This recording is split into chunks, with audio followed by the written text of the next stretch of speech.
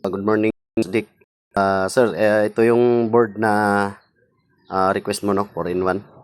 So, sir, advice ko lang, sir, ha? Kadalasan ito ang nangyayari sa tumer ko na nag-aabil. Nagpapadala ako ng ganitong board. Tapos, may actual test pa akong ginawa. Tapos, pagdating daw sa kanila na-receive, wala na daw display, guhit na lang. So, ganito, sir, papaliwanag ko. Ginagaya kasi nila yung ginagawa kong paglalagay ng credits. Example yan 40, sinusundot-sundot ko lang yan, no? So hindi talaga advisable yan, sir, na gayahin nyo. Kung maaari, sir, lagyan nyo talaga ng queen slot yan. Huwag nyo talagang gayahin yan para iwas na rin abala sa inyo at saka hindi talaga magkakaproblema, no? Kasi hindi talaga ako nagpapadala ng defective, sir, kasi ayaw ko rin masasayang yung oras ko, no? So hindi lang nila sinasabi na short nila, pero wala naman tayong magagawa. So, ang ginagawa natin, pinapapalitan natin. Pero, okay lang sa akin. Basta yung lead time, hindi sila magrereklamo kung gaano katagal babalik, no?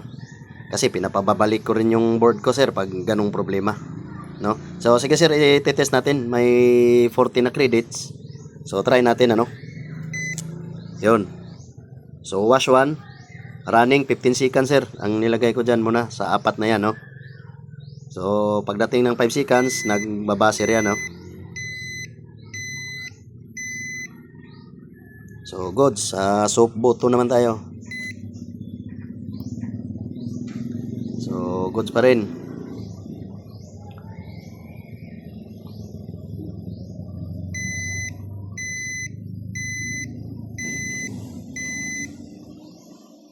So, goods. Ano naman tayo? Wash 2.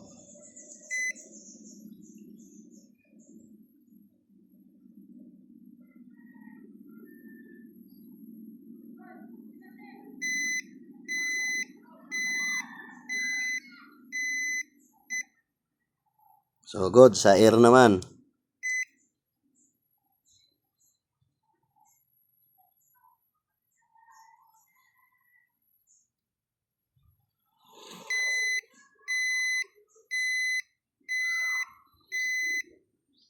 Ayan, sir. So, goods yung apat na button, ano, gumana. Ngayon, may 20 pa na credits.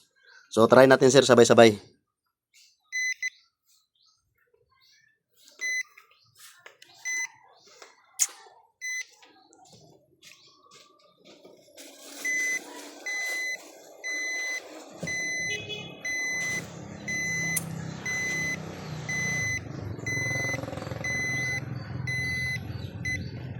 So, okay, sir. Goods, no? So, papadala natin to ngayon, sir. Isasabay ko lang tong iba, no? Kasi tatapusin ko lang. Okay, sir. Thank you.